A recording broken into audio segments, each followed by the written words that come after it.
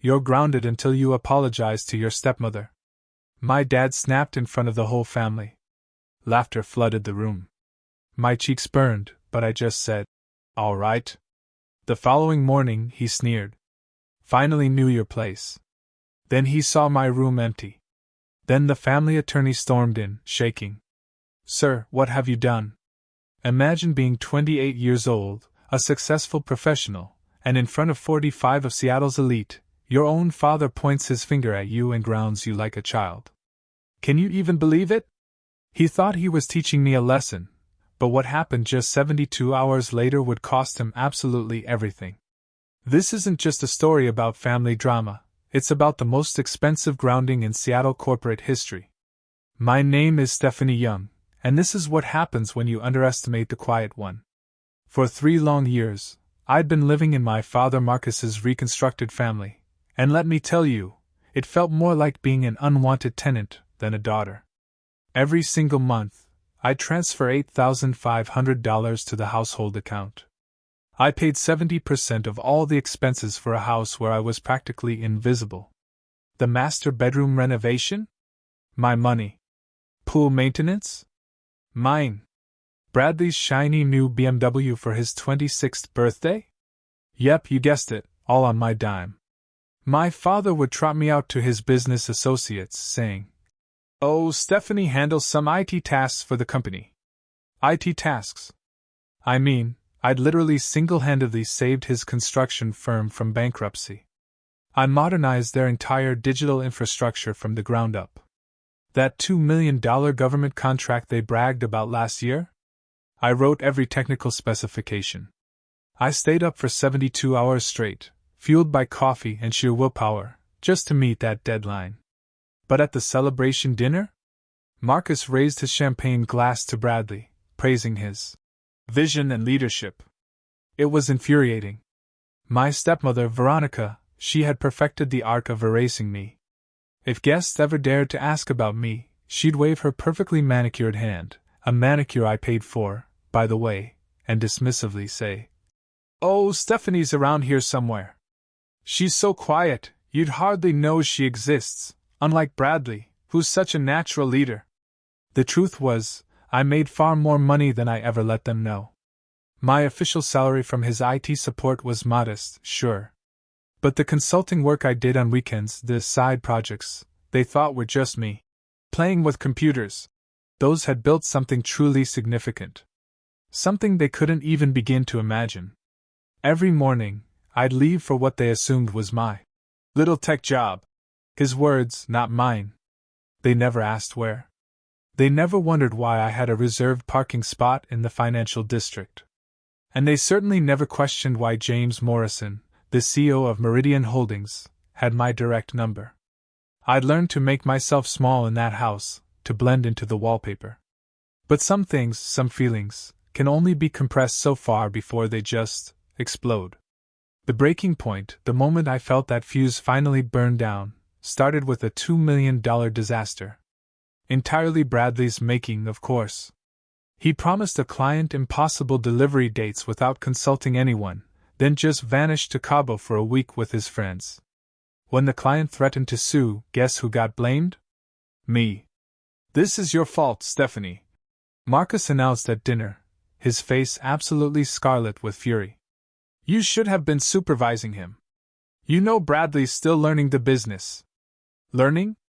I set down my fork carefully, trying to keep my voice steady. "He's 26, Dad, and I wasn't even assigned to that project." Veronica's voice cut through like silk over steel. "Don't make excuses. Family supports family. Bradley was counting on you to have his back." That very evening, an email arrived. The client, Harrison Development, hadn't just complained. They'd specifically requested to work with me going forward, praising my exceptional problem-solving and professional integrity in cleaning up Bradley's mess. They wanted to expand their contract, but only if I personally managed it. I forwarded it to Marcus immediately. 20 minutes later, Veronica knocked on my door. "Delete that email," she said, her tone flat, chilling. "Bradley needs this win for his resume."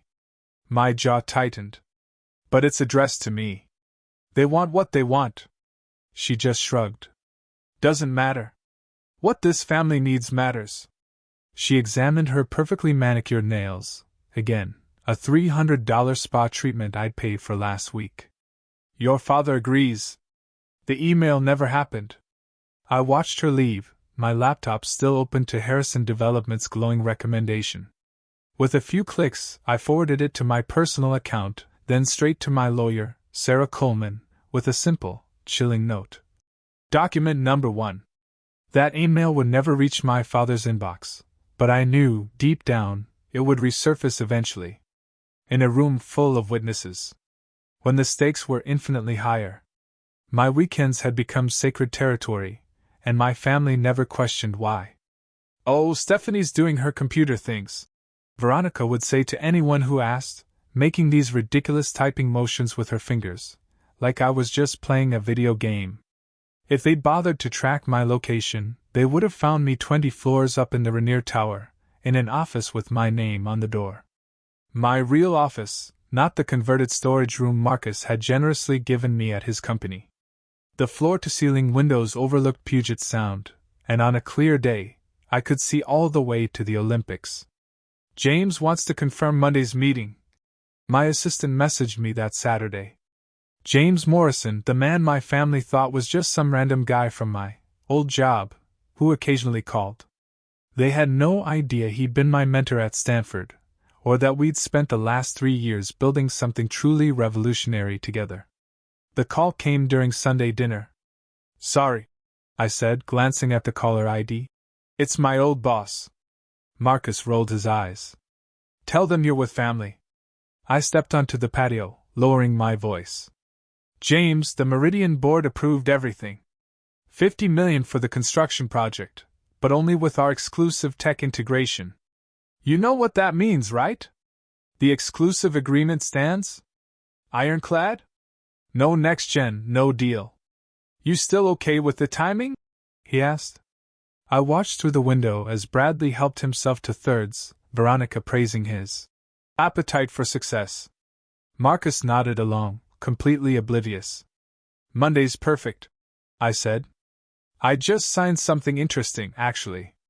A new exclusive contract that goes into effect next week. Good, because this deal will change everything, James replied. As I ended the call, I noticed Marcus watching me through the glass, a flicker of suspicion in his eyes. But then Bradley said something stupid, and his attention shifted right back to his chosen heir. Tuesday morning brought the ambush I'd been dreading. Veronica placed a stack of legal documents next to my coffee, her smile sharp as winter ice.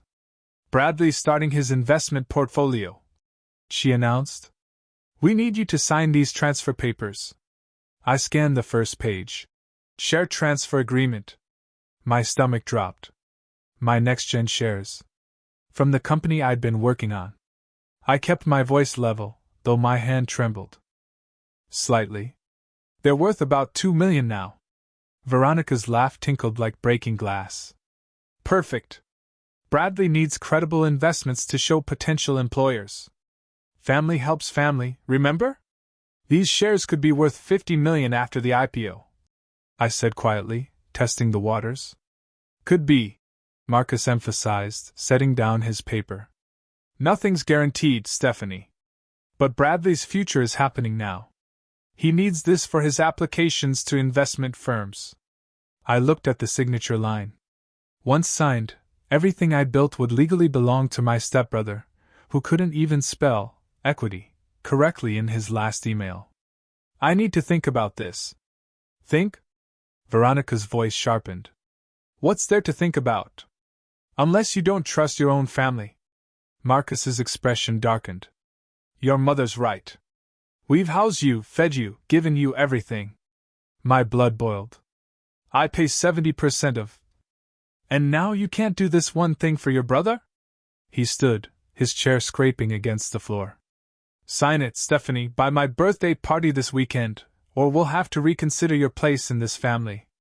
The threat hung in the air, heavy and suffocating. As if I'd ever had a place. I understand, I said, sliding the papers into my bag. I'll give you my answer at your party.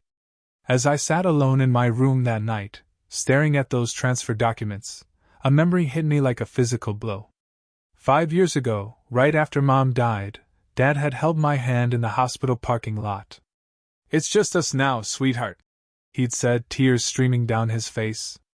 "But I promise you, I will always be in your corner. Always. Even if the whole world turns against you, you'll have me." That man. That father. He had vanished the day Veronica walked into our lives with her perfect son and her perfect smile. The father who'd taught me to code, who'd celebrated when I got into Stanford, who'd called me his brilliant girl. That man had been replaced by someone who couldn't even remember what I did for a living. "You're being dramatic again," had become his go-to response for any concern I raised.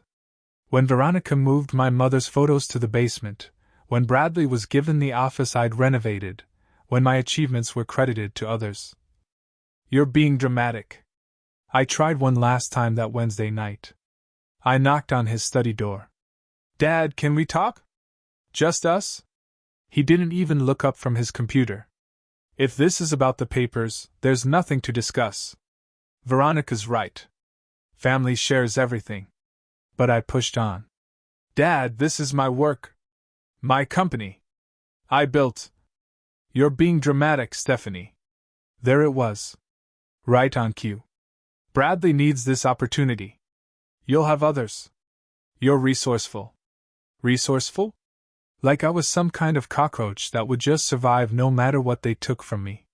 "Do you even know what I do, Dad? Where I work?" He finally looked up, irritation etched clear in his eyes. "IT support, computers. What else is there to know?" I stood there for a moment, just memorizing his dismissive expression. "Nothing, Dad," I said, my voice barely a whisper. "There's nothing else you need to know. If you're watching this and you've ever felt completely invisible in your own family, like the people who should see you most clearly just refuse to look, drop a comment below. I want to hear your stories. Because sometimes that feeling? It just pushes you to build something spectacular. What my family didn't know was that NextGen Solutions was 6 months away from a $500 million IPO. As Chief Technology Officer and co-founder, my 15% stake alone would be worth $75 million. But more importantly, I'd built something that mattered. The board had been crystal clear in our last meeting: personal conflicts cannot affect the IPO. They'd seen too many startups destroyed by family drama. James had even pulled me aside. "Stephanie, I know your family situation is complex, but we need you focused. NextGen is bigger than any personal issue." He'd even sent a follow-up email, which I'd carefully saved. "Maintaining professional distance from conflicting interests is essential for our fiduciary duty to investors." Translation: if my family drama leaked into NextGen's business, I'd risk everything. Not just my money, but the livelihoods of our 200 employees. The cruel irony of it all was almost poetic. My father was about to stake his entire company on a deal with Meridian Holdings, never knowing that Meridian's contract specifically required NextGen's involvement. Clause 7.3, buried deep on page 47 of the agreement. Technical infrastructure must be provided exclusively by NextGen Solutions with implementation overseen by their CTO. I'd helped write that clause myself, 2 years ago, when James first brought me in as a technical advisor for Meridian. Now, it would determine the fate of my father's biggest deal. The question wasn't whether I'd sign Bradley's papers anymore. The question was, how much would my father lose when he discovered who I really was? It was time to choose myself. If you've ever been in a situation where your own family doesn't trust or value you, I want to hear about it. Comment your story below. And if this video is helping you feel validated right now, please hit that like button and subscribe for more. Because trust me, we're just getting to the good part. You won't want to miss what happens at Dad's birthday party. Thursday's dinner became less about food and more about an interrogation, thinly disguised as family time. Veronica had strategically invited her sister and brother-in-law, creating a captive audience for her grand performance. Stephanie's being stubborn about helping Bradley. she announced, passing the salad with practiced, sickening innocence. We're just asking for one signature. Sign it, Bradley demanded, his mouth full of steak, chewing loudly. Just sign. Marcus's fork hit his plate with a sharp clink. My heart pounded. I need more time to. Time for what? Veronica's voice dripped honey-coated poison. To consult lawyers? To scheme against your own family? That's not what I'm. Sign the papers, Stephanie. Marcus's voice had dropped to that dangerous, quiet tone I remembered from childhood. The one that always meant trouble. Sign them, or I'll assume you're not really part of this family. Her sister gasped dramatically. Surely she wouldn't betray family. What kind of person hoards success while their sibling struggles? The irony burned so hot it almost scalded me. Bradley had never struggled a day in his life, while I'd worked 18-hour days to build NextGen from nothing. If you don't sign before my birthday party, Marcus continued, I'll have no choice but to take action. You have 48 hours. What kind of action? I asked, though I already knew exactly what he meant. I'll remove you from my will, for starters. And we'll need to discuss your living arrangements. Veronica smiled triumphantly.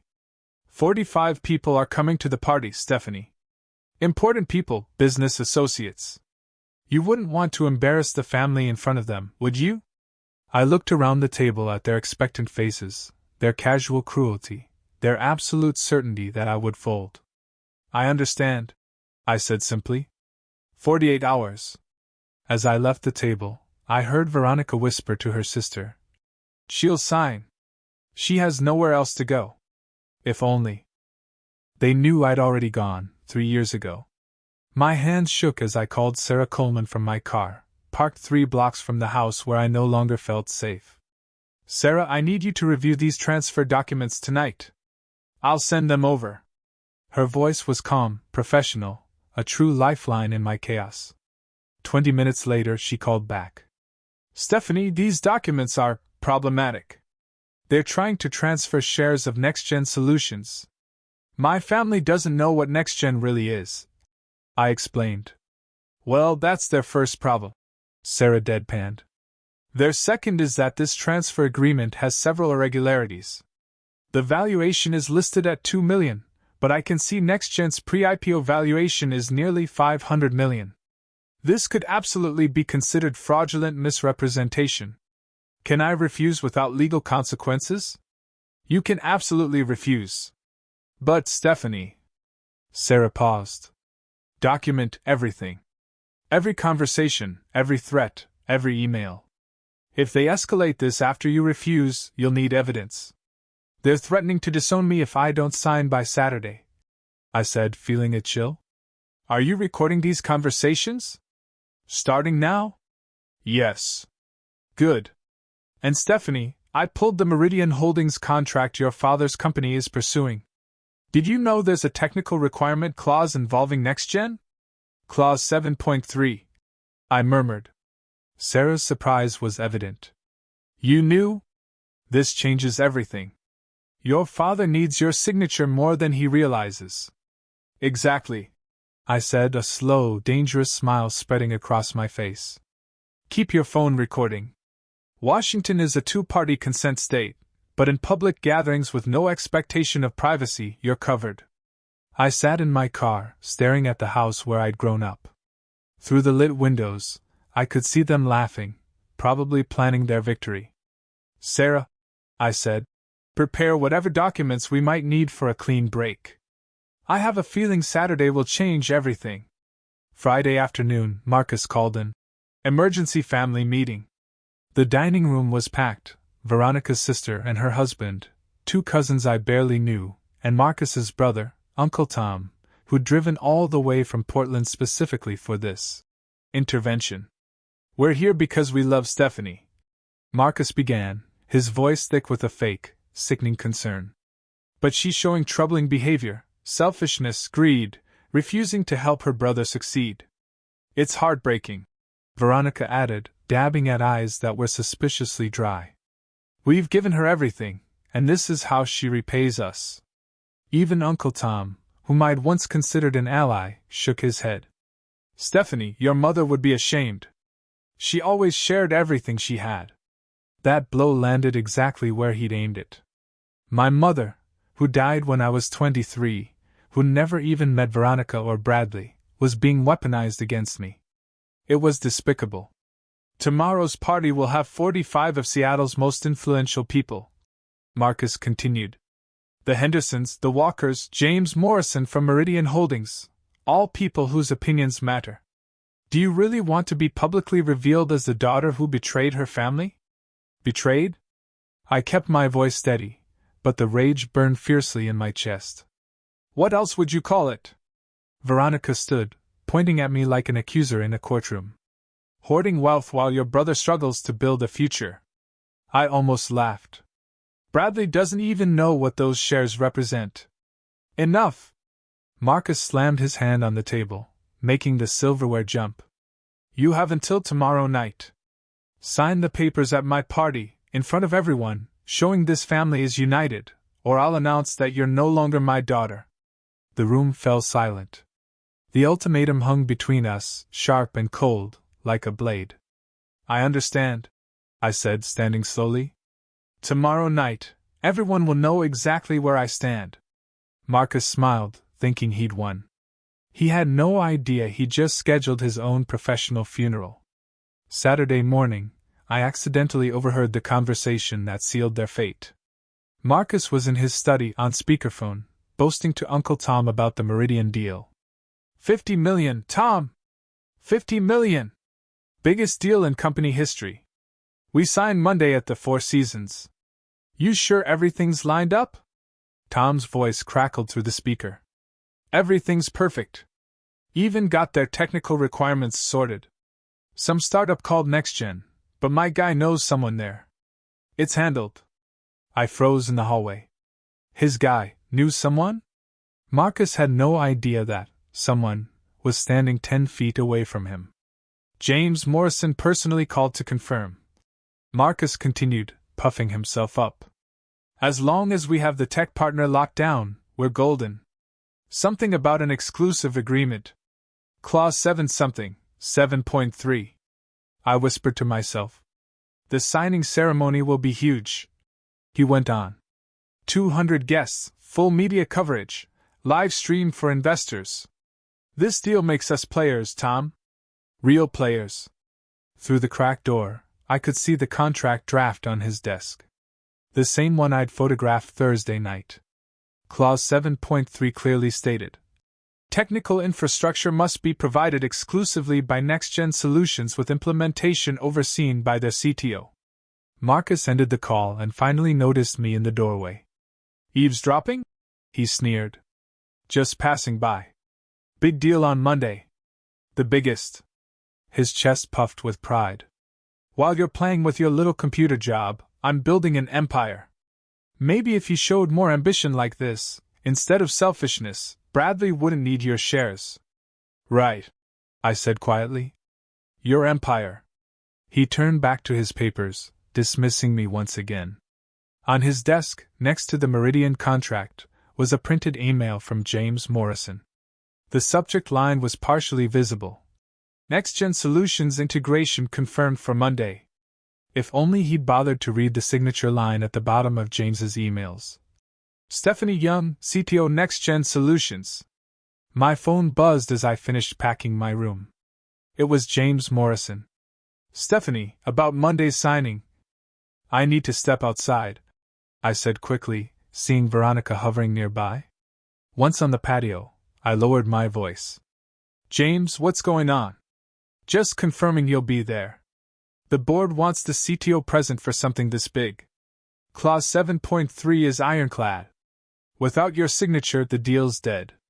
My father had no idea who I was at NextGen. Still, Stephanie, he's about to find out in the most public way possible. Are you okay with that? I watched through the window as Marcus showed Bradley something on his laptop. Probably the Meridian contract, teaching his chosen heir about real business. Actually, James, it's perfect timing. Can you make sure the lawyers emphasize the exclusive agreement? Maybe have the notarized copy ready.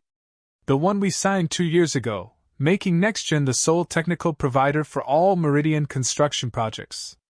Your idea, if I recall? My idea, I confirmed, remembering the late nights spent crafting that agreement, never imagining it would matter this much. Monday at 3, Four Seasons, Emerald Ballroom. The signing's at 3:30, but arrive early. Security will have your level 5 badge ready. James, I hesitated. Thank you for believing in me when my own family couldn't. Stephanie, you built half this company. You don't thank partners for recognizing reality. He paused. Is everything okay? You sound different. Everything's about to be exactly as it should be. As I ended the call, I noticed my father watching from his study window. He pointed at his watch, then held up 5 fingers. 5 hours until his party. 5 hours until the beginning of his end. The house transformed for Marcus's 60th birthday, a lavish stage being set for his personal tragedy. Caterers arranged champagne flutes, florists positioned centerpieces, and Veronica, looking like a general preparing for battle, directed everything with ruthless precision. Meanwhile, I made my own preparations. First, while he was in the shower, I photographed the Meridian contract draft on Marcus's desk, zooming in on clause 7.3. The words were beautiful in their simplicity. This agreement is contingent upon NextGen Solutions' exclusive participation. Then I called Sarah Coleman. I need the notarized exclusive agreement ready for Monday. The one you signed with Meridian 2 years ago, already prepared. 3 copies, all certified. She confirmed. Perfect. And Sarah, I'm leaving tonight, after the party. My room was already empty. Everything that truly mattered to me was already in my car, my laptop, my critical documents, my mother's jewelry. The things that made this house a home for me had already been evacuated. Recording device ready? Phone fully charged? Sarah asked. Washington's 2-party consent doesn't apply to public gatherings. What they're about to do to you will be the best thing that ever happened to me. I placed my house key on my dresser, next to a simple note I'd written. I respect your decision, Dad. This is mine. The last thing I packed was my level 5 CTO security badge from NextGen, tucking it safely into my purse, the same purse Veronica always mocked for being too plain for someone representing the young family properly. From downstairs, I heard the first guests arriving. Marcus's booming laugh echoed through the house as he greeted his business associates, the people whose respect he craved more than his own daughter's love. Stephanie. Veronica's voice cut through the noise, sharp and impatient. Get down here and bring the papers. I looked in the mirror one last time. Okay, I thought. Let's give them a birthday to remember. The party sparkled with the kind of desperate elegance Marcus loved. 45 of Seattle's business elite mingled in our living room, champagne flowing, conversations growing louder. I recognized half of them, people who'd ignored me at previous gatherings, dismissing me as Marcus Young's quiet daughter who does something with computers. Everyone, attention. Marcus clinked his glass, pulling the room's focus. I want to thank you all for celebrating my 60th. But more importantly, I want to introduce the future of Young Construction. My son, Bradley. Bradley stumbled forward, already 3 drinks in, wearing a suit that cost more than most people's monthly rent. My money, naturally. Bradley will be taking a larger role in the company. Marcus continued. He's shown incredible vision and leadership. What about Stephanie? Mrs. Henderson asked, one of the few who'd ever acknowledged my existence. Isn't she in the business too? Marcus's laugh was dismissive. Oh, Stephanie helps with administrative tasks, basic IT support. She's reliable, in her small way. Veronica stepped forward, draped in diamonds I'd inadvertently funded. Speaking of family business, we have an announcement to make tonight about family unity and support. I stood near the back, invisible as always, watching them set their own trap. Several guests glanced my way, with sympathy. Or was it pity? Marcus's lawyer, Robert Smith, after all the changes we'd made, stood near the door, looking visibly uncomfortable. Where's that next-gen representative you mentioned? Someone asked Marcus, referencing the Meridian deal. Oh, that's all handled through intermediaries. Marcus waved dismissively. Some startup tech company. They're lucky to be involved with a project this significant. If only he knew that. Some startup was valued at $500 million, and its CTO was standing 15 feet away, holding a glass of champagne she wouldn't drink. Before we continue celebrating, Veronica announced, her voice cutting through the chatter like glass. We have a small family matter to address. Stephanie, sweetheart, would you come up here? Every eye in the room turned to me. I walked forward slowly, my phone recording securely in my pocket. As you all know, Veronica continued, her voice syrupy sweet, family is everything to the Youngs. Supporting each other, sharing success, lifting each other up. That's why we're so proud that Stephanie has agreed to help launch Bradley's investment career. I haven't agreed to anything, I said clearly. The room went quiet. Veronica's smile flickered but held. Don't be shy, dear. Tell everyone how you're transferring your shares to help your brother. I'm not transferring anything. Marcus's face flushed red. Stephanie, we discussed this. You demanded it. There's a difference. This is embarrassing. Someone whispered. You're right, I said, turning to face the crowd. This is embarrassing. Being pressured to give away $2 million in shares that could be worth $50 million after the IPO, to someone who's never worked a day in his life. Yes, that's very embarrassing. How dare you? Veronica stepped forward.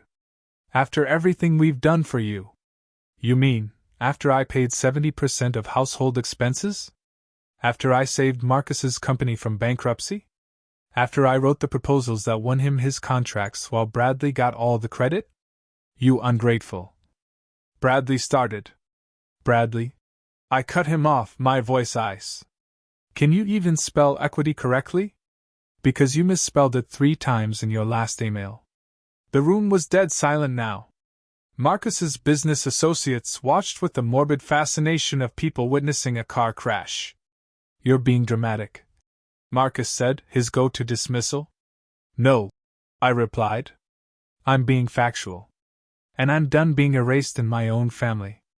Marcus stood up, his chair scraping against the floor. The sound echoed in the silent room like a judge's gavel. Stephanie Young. His voice boomed across the room. You are grounded until you apologize to your stepmother. For a moment, nobody moved. Then, a nervous giggle. Then another. Soon, uncomfortable laughter rippled through the room. Did he just? Mrs. Henderson whispered to her husband. Ground a 28-year-old? Mr. Walker finished, incredulous. She's acting like a child, she'll be treated like one. Marcus declared, doubling down, his face now purple with rage. You're confined to this house until you show proper respect to this family. Uncle Tom tried to intervene. Marcus, maybe we should. No! Marcus roared. I'm done coddling her. Stephanie, you have 2 choices. Sign those papers and apologize to Veronica right now, in front of everyone, or you're no longer my daughter. The room held its breath. 45 of Seattle's elite watched as Marcus Young publicly disowned his only biological child over money she'd earned herself. I looked around the room slowly, memorizing their faces, the shock, the judgment, the barely concealed excitement at witnessing such spectacular drama. These were the people Marcus wanted to impress more than he wanted to know his own daughter. All right, I said simply. Finally coming to your senses. Veronica smirked, a cruel victory in her eyes. No, I replied. I'm accepting his terms. I'm grounded. I set down my champagne glass. And since I'm grounded, I should go to my room. Don't you dare walk away from me! Marcus shouted. But I was already walking, my footsteps steady on the marble floor his construction company had installed with my money. Behind me, the party exploded into whispers. The last thing I heard was Marcus saying, She'll be back down in an hour, begging to sign. If you're angry about how Marcus and Veronica just treated Stephanie, type, justice, in the comments right now. Trust me, karma is about to arrive in ways nobody saw coming. Share this video with anyone who's ever been manipulated by toxic family members. Because the next part? That's where everything changes. And I mean everything. I didn't go to my room. I walked straight through the house, past the kitchen where caterers pretended not to stare, out the back door, and around to where my car was parked. My suitcases were already in the trunk. My laptop bag sat in the passenger seat. Everything I valued from 28 years in that house fit into a Honda Civic. Back inside, I could hear the party resuming. Marcus's voice booming about teaching responsibility and this generation's entitlement. Veronica was probably glowing, finally rid of the stepdaughter who never quite fit her vision of the perfect family. I slipped back into the side entrance, just long enough to place my house key on the kitchen counter, right next to the note I'd prepared. It simply read, "I respect your decision, Dad. This is mine. Stephanie." Bradley appeared in the doorway, drunk and swaying. "Dad says you have until morning to apologize. Tell him I heard him. You're really going to throw away your family over money?" I looked at my stepbrother, 26 years old, never held a job, living off my financial support while calling me selfish. "Bradley, do you even know what Next Gen Solutions does? Some tech stuff? Who cares, right? Who cares?" I picked up my purse, feeling the satisfying weight of my CTO badge inside. "Enjoy the party. Where are you going?" "You're grounded." "To my room," I lied, walking past him. "Finally learning your place," he called after me, echoing our father. I stopped at the stairs, looking back one last time. "Actually, Bradley, I've always known my place. It was just never here." By the time they checked my room in the morning, I'd be in my downtown apartment, preparing for the most important meeting of Marcus Young's life, one he didn't know would utterly destroy him. Sunday morning, my phone absolutely exploded with missed calls. 43 from Marcus, 15 from Veronica, even 5 from Bradley. I didn't answer a single one. The first voicemail was Marcus, fury barely contained. "Your room is empty. Your key is on the counter. This is not what we discussed, Stephanie. Call me immediately." The fifth was Veronica, fake concern dripping from her voice. "Sweetie, we're worried. This isn't like you. Just come home and we can work this out." The 10th was Marcus again, now verging on panic. "Stephanie, Sarah Coleman just called. She says she represents you. What's going on? Call me back." But it was the 20th message that finally made me smile. Marcus, his voice completely different, smaller somehow. "Mr. Morrison from Meridian called about tomorrow's signing. He asked if you'd be there." "Why would he ask that?" "Stephanie, what did you do?" I texted Sarah. "They found the empty room." Her response was immediate. "Marcus called 3 times. I told him, I'm your attorney, and all communication goes through me now. He actually asked if you were having a mental breakdown." "What did you tell him?" "That you're the sanest person I know, and that he should be very careful about implying otherwise, given what's about to happen." "Did you mention Monday?" "Only that you have a prior professional commitment you intend to honor." I spent Sunday in my real home, the downtown apartment they never even knew existed. 2 bedrooms, floor-to-ceiling windows, the kind of place Marcus would have bragged about if he'd known his daughter owned it outright. I bought it with my first next-gen bonus 2 years ago. James called that evening. "Everything set for tomorrow?" "More than set," I replied. "My father will be there, front and center. He requested to sign first, for the cameras." "Perfect," James said. "The more public, the better." Then he paused. "Stephanie, are you sure about this?" "James," I said, my voice steady, "I've never been more sure of anything in my life." Monday, November 15th, 3 p.m. Four Seasons Hotel, Emerald Ballroom. The space was spectacular, crystal chandeliers, floor-to-ceiling windows overlooking the Sound. 200 chairs arranged theater-style, facing a raised platform where the signing would take place.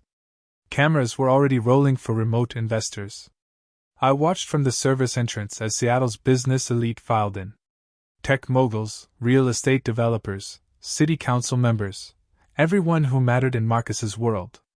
This was his moment, his validation, his proof that young construction had finally made it to the big leagues. Marcus arrived at 2:30, Veronica on his arm, Bradley trailing behind in a poorly fitted suit. He worked the room like a politician, shaking hands, slapping backs, his booming laugh echoing off the marble walls. $50 million! I heard him tell the Hendersons. Largest construction deal in Seattle this year. James Morrison and his team entered at 2:45, a phalanx of lawyers in perfect formation. The Meridian Holdings CEO commanded attention without even trying, his presence shifting the room's energy. Marcus! James extended his hand. Ready to make history? Born ready! Marcus replied, chest puffed out like a peacock. Everything's in order. All requirements met. Everything's perfect. Marcus didn't notice James's slight frown. And your technical partner? They're confirmed. All handled, Marcus said dismissively. Some startup, but my people know their people. James's lead lawyer, Patricia Coleman, leaned in and whispered something to him. James nodded, his expression unreadable. Well then, James said, shall we begin? They moved to the platform. Marcus took his position at the signing table, pen in hand, cameras flashing. This was his dream realized, the moment he'd worked toward for 20 years. He had no idea he was about to lose it all because he'd grounded the wrong daughter. Ladies and gentlemen, James Morrison addressed the crowd. Thank you for witnessing this historic partnership between Meridian Holdings and Young Construction. This $50 million project will reshape Seattle's skyline. Applause filled the room. Marcus glowed under the attention, Veronica beside him, playing the part of the supportive wife perfectly. Bradley was already on his phone, probably posting about his father's success. Before we sign, James continued, let me emphasize that this deal represents not just construction excellence, but technological innovation. Our exclusive partnership with NextGen Solutions ensures this project will set new industry standards. Marcus nodded enthusiastically, having no idea what that actually meant. The lawyers presented the contracts, 3 copies.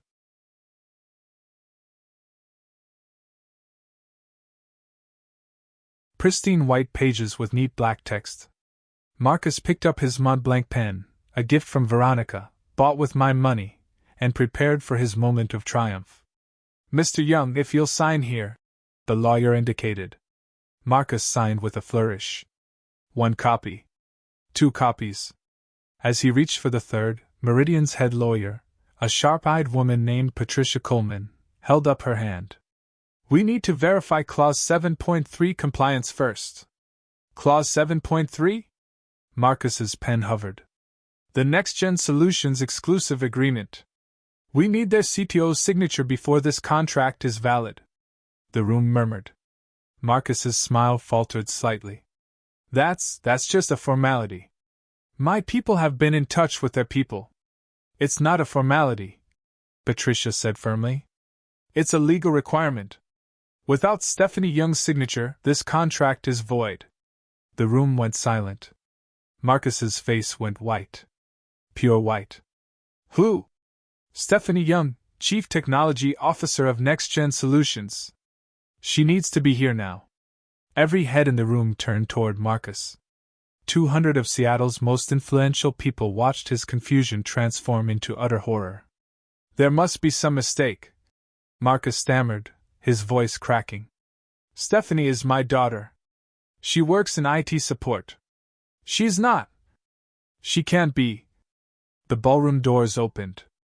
I walked in, wearing my best power suit, the one I bought for NextGen board meetings, not family dinners. My level 5 security badge hung visibly from my lapel. Every step was measured, confident. The walk of someone who belonged in rooms like this.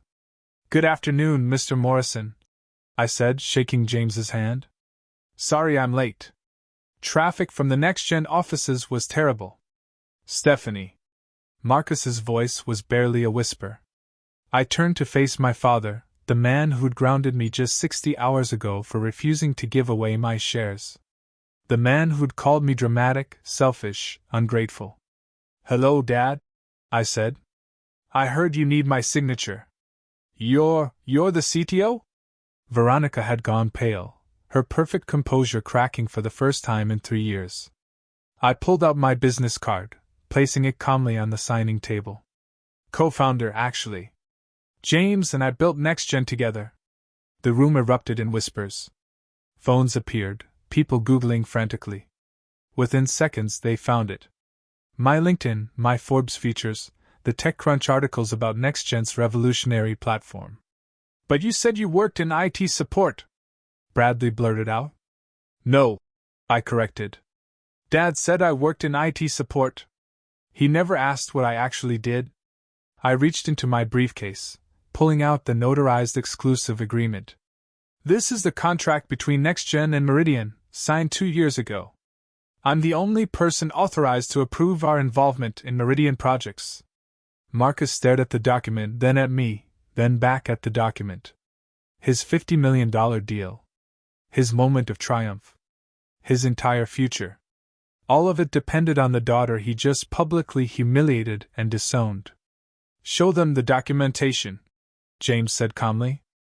I laid everything out on the table, each piece of evidence landing like a hammer blow.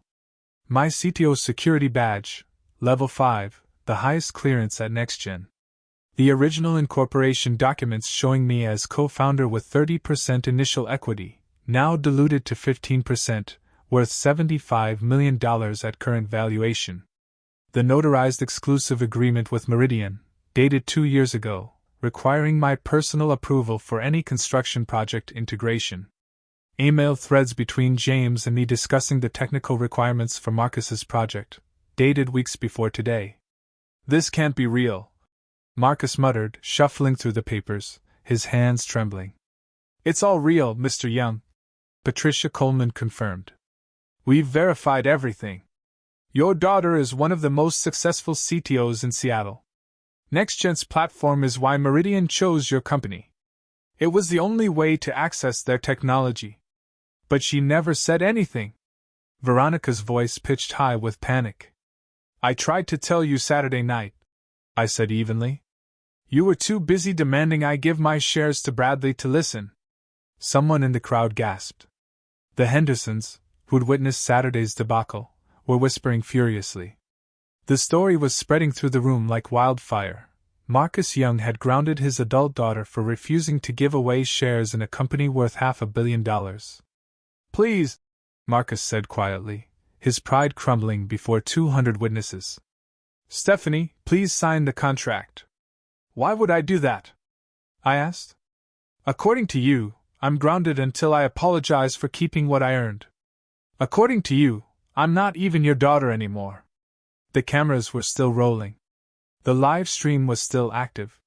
Thousands of investors were watching Marcus Young beg the daughter he'd discarded. "Stephanie, sweetheart." Marcus's voice cracked, using an endearment he hadn't said in 3 years. "You're my daughter. You'll always be my daughter." I was angry. "I didn't mean it." "You meant it enough to say it in front of 45 people," I replied calmly. "This is ridiculous." Veronica stepped forward, desperation making her reckless. "Just sign it, Stephanie. Stop being so vindictive." "Vindictive?" I turned to her, my voice clear and cutting. "Like when you made me delete the Harrison Development email praising my work so Bradley could take credit? Like when you demanded I transfer shares worth $50 million to your son who can't even, actually, laugh?" Patricia Coleman interjected. "Mr. Young, your stepson clearly doesn't understand valuations. NextGen is completing a Series D round at a $500 million valuation. Your daughter's shares are worth approximately $75 million pre-IPO. The number hung in the air. $75 million. More than Marcus's company had grossed in its entire 30-year history. "You're worth..."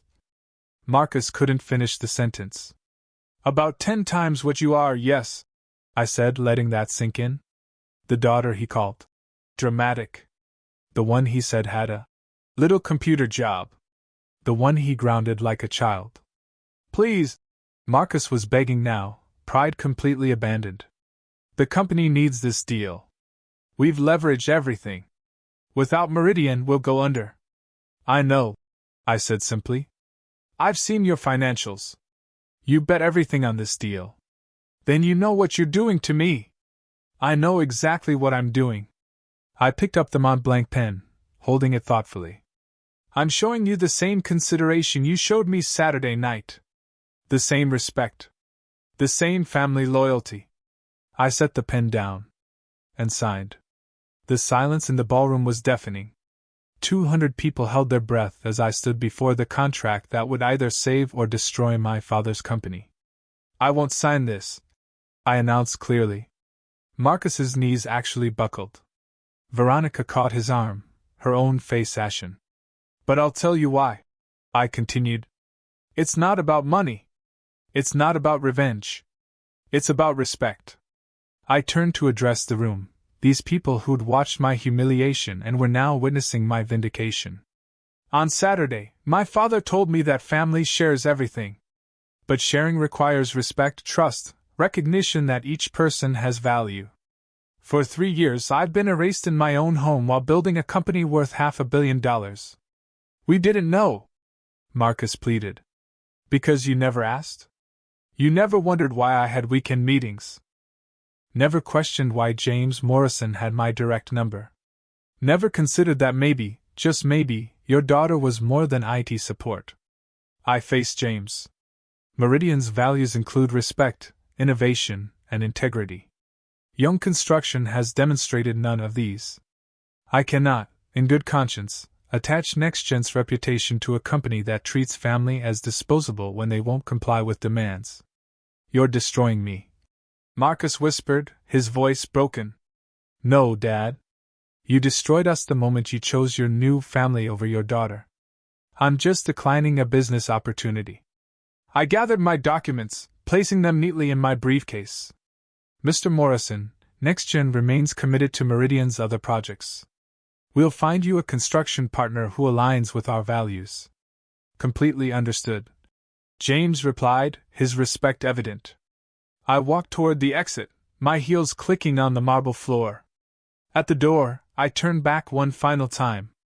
Business is built on trust, Dad. You broke mine. That's a debt your $50 million can't repay. The aftermath was immediate. And it was brutal. The deal is terminated, James Morrison announced to the stunned room. Meridian Holdings will not proceed without NextGen's participation. Wait. Marcus lunged forward, papers scattering across the table. There has to be another way. We can negotiate. There's nothing to negotiate, Patricia Coleman stated, her voice sharp. Clause 7.3 is non-waivable. Without Miss Young's signature, this contract is void. The live stream chat exploded. Investors who'd been watching remotely were already pulling out. Within minutes, Young Construction's stock price began its terrifying death spiral. You can't do this, Veronica shrieked at James. One signature shouldn't matter this much. Your stepdaughter's signature is worth $50 million to you, James replied coldly. Perhaps you should have valued her accordingly. Bradley, finally understanding the true magnitude of the disaster, turned on his mother. You said she was nobody. You said she'd always cave. Shut up, Bradley. Veronica snapped, her perfect facade crumbling around her. The room emptied rapidly, Seattle's elite fleeing the sinking ship, but not before the whispers started. Grounded his own daughter? $75 million in shares. Made her pay for everything while treating her like a servant. My God, the Harrison development contract. She saved that deal, and they gave credit to the son. Marcus stood frozen at the signing table, staring at the unsigned contracts. His phone was buzzing incessantly, board members, investors, creditors, all seeing the live-stream disaster unfold. Mr. Young. A reporter appeared, microphone extended. Seattle Business Journal. Can you comment on why you didn't know your daughter was CTO of NextGen? Is it true you tried to force her to give her shares to your stepson? Did you really ground a 28-year-old woman? The questions came like bullets, each one finding its mark. Marcus Young, who'd wanted nothing more than respect from Seattle's business community, had become its newest, most spectacular cautionary tale. By Tuesday morning, the professional execution was complete. The Seattle Business Journal ran the headline: Young Construction loses $50 million deal after CEO fails to recognize daughter's tech empire. Young Construction stock price had dropped 40% overnight. Trading was halted twice due to volatility. The board called an emergency meeting for noon. I watched the news from my office at NextGen, feeling nothing but a profound calm. Sarah Coleman called with updates every hour. The board voted Marcus out as CEO, effective immediately. 3 more contracts just cancelled. Companies are citing reputational concerns. Bradley's job offer from Rainier Partners was rescinded. They saw the live stream. Ah, the live stream. That beautiful, damning piece of evidence showing Marcus Young begging his discarded daughter for salvation. It had been viewed over 2 million times in 24 hours. #GroundedCEO was trending on Twitter. Forbes called requesting an interview. TechCrunch wanted a statement. The Wall Street Journal was preparing a piece on family dynamics and tech leadership. I declined them all through Sarah. My silence said more than any quote ever could. James Morrison released a statement. Meridian Holdings values partnerships built on mutual respect and recognition. We look forward to working with construction firms that share these values. Translation: anyone who treated their people like Marcus treated me would never see Meridian money. By Thursday, the numbers were in. Young Construction market cap down $200 million. Cancelled contracts, 6 major projects. Board confidence vote, 12-2 against Marcus. Time from signing ceremony to termination, 48 hours. Marcus Young, who'd spent 30 years building his company, had destroyed it in a single weekend by grounding the wrong person. How does it feel? Sarah asked during our afternoon call. Like justice, I replied. Served with a full audit trail. The personal fallout was even more spectacular than the professional collapse. Veronica filed for divorce on Friday, less than a week after the signing ceremony disaster. Her lawyer's statement to the press was carefully crafted. Mrs. Young was deliberately misled about the family's financial situation and excluded from major decisions affecting household assets. Translation: she was abandoning the sinking ship and grabbing whatever wasn't nailed down. She's claiming I hid assets from her. Marcus told his brother Tom, who then told his wife, who told everyone at her book club.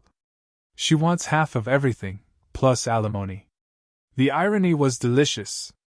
Veronica, who'd orchestrated the campaign to steal my shares, was now claiming she'd been cheated out of her fair share.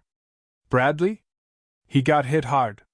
The entry-level job he finally found, data entry at a small logistics company, paid $35,000 a year. His Instagram, once full of luxury car selfies and VIP section photos, went completely dark. He asked if NextGen was hiring. Sarah informed me, barely suppressing laughter. I told her to tell him to submit his resume through the portal, like everyone else. He never did. Probably couldn't figure out how to format it properly. The family who'd witnessed my humiliation scattered like cockroaches when the lights turned on. Uncle Tom stopped returning Marcus's calls. Veronica's sister unfriended everyone on Facebook. The cousins who'd lectured me about family loyalty pretended we'd never met. But the cruelest blow came from the social circuit. The country club suspended Marcus's membership pending financial review. The charity boards Veronica had clawed her way onto quietly requested her resignation. The holiday party invitations that once flooded their mailbox dried up entirely. Marcus Young had wanted respect from Seattle's elite. Instead, he'd become their favorite cautionary tale about hubris, greed, and the catastrophic danger of underestimating your own daughter. The desperate attempts began 2 weeks after the signing ceremony collapsed. First came the emails, 47 of them, each more frantic than the last. Stephanie, we need to talk. Please, this is destroying everything I built. Your mother would want us to reconcile. I'm sorry. I'm so sorry. Then the phone calls. My assistant kept a log, 83 attempts in 5 days. I didn't answer a single one. He even tried showing up at NextGen's offices. Our security had his photo at every entrance with clear instructions. Do not admit. Do not engage. Call police if he refuses to leave. He stood outside for 3 hours yesterday. My head of security reported. Just staring at the building. The flowers arrived daily, expensive arrangements with increasingly desperate notes. To my brilliant daughter, I see you now. Please forgive a foolish old man. I was wrong about everything. I had them donated to the children's hospital. At least someone could enjoy them. Marcus even tried intermediaries. Uncle Tom called, sheepish and fumbling. He's really broken, Stephanie. Maybe you could just hear him out. Did you call him when he grounded me in front of 45 people? I asked. Well, no, but... Then we have nothing to discuss.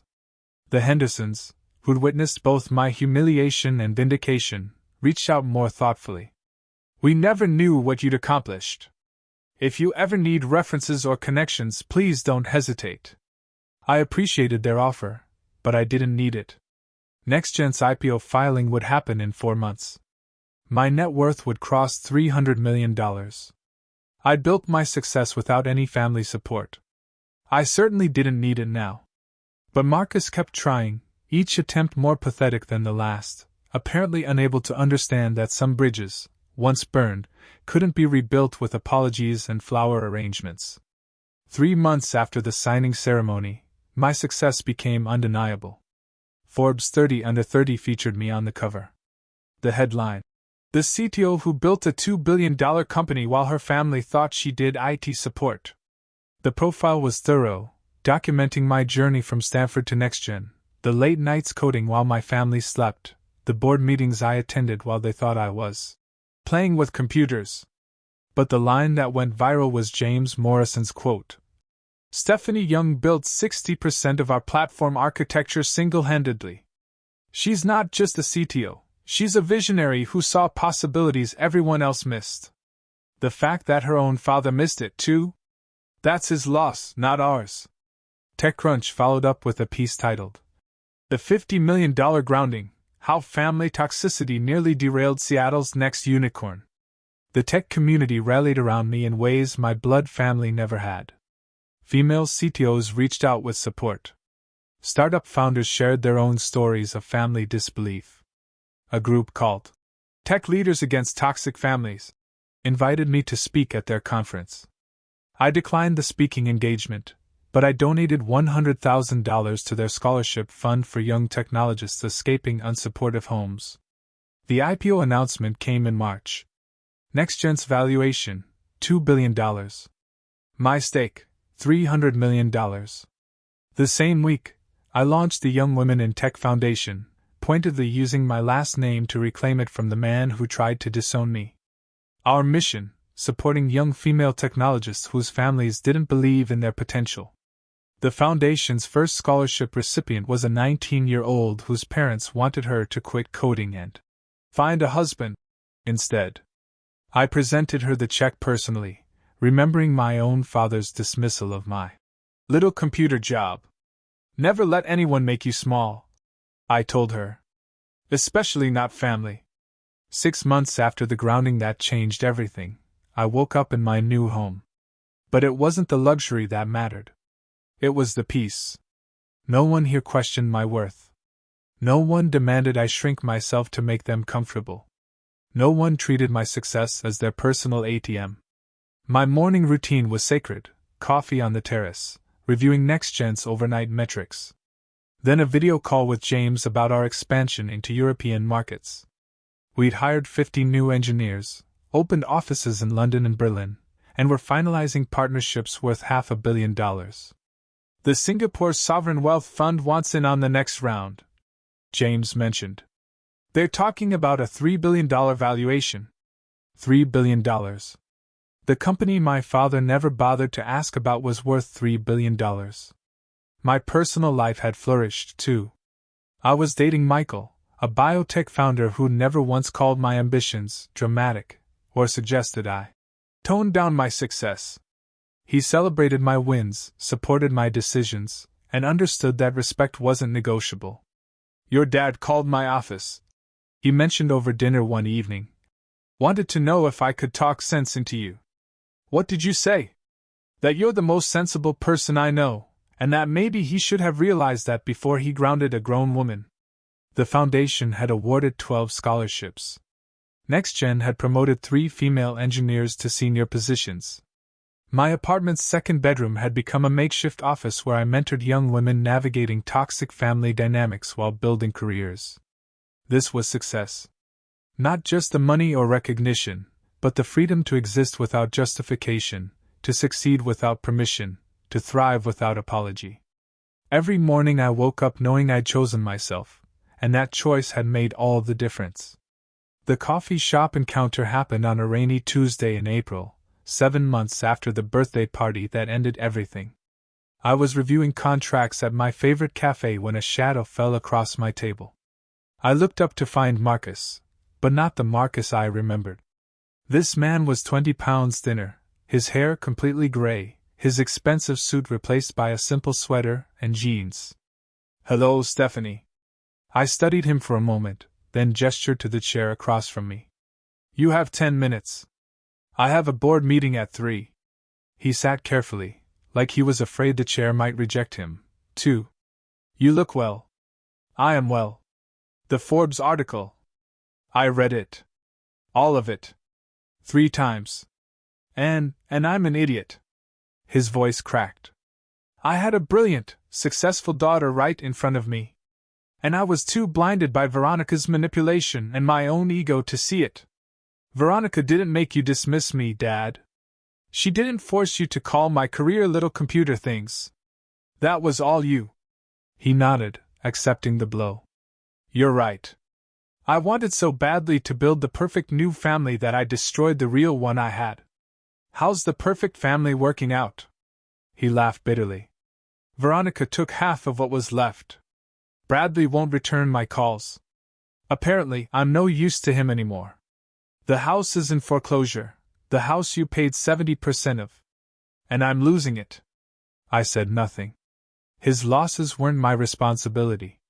"I'm not here for money," he added quickly. "I know that bridge is burned.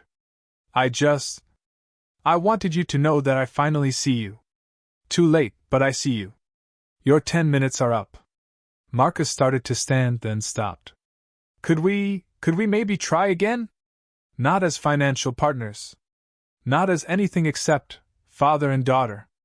I closed my laptop, giving him my full attention for the first time in months. "Under certain conditions," I said carefully, his eyes lighting with desperate hope. "Anything. First, therapy. Individual and family counseling. You need to understand why you were so quick to erase me for your new family. I've actually started. Dr. Martinez twice a week." That surprised me. "Second, no business together ever.